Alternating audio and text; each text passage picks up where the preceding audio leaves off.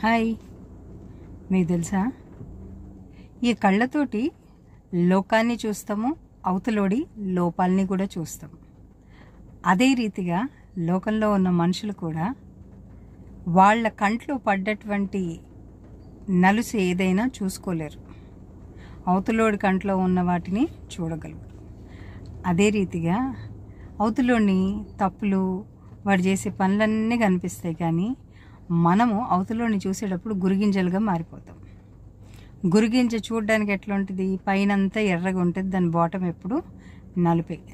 దాని నలుపు దానికి తెలియదు, కానీ అవతలోడి నలుపు మాత్రమే చూడగలుగుతుంది. అందుకే సామెత ఉంది కదా, తప్పులు ఎన్నేవారు తమ తప్పులు ఎరుగరు, ఉర్వి జనులకెల్లా చేయు తప్పు. కనుక ఎవ్వరూ పర్ఫెక్ట్ కాదు, అందరిలో లోపాలు ఉంటాయి. ఆ లోపాలతోనే యాక్సెప్ట్ చేయాలి. అర్థమైందా? బాయ్.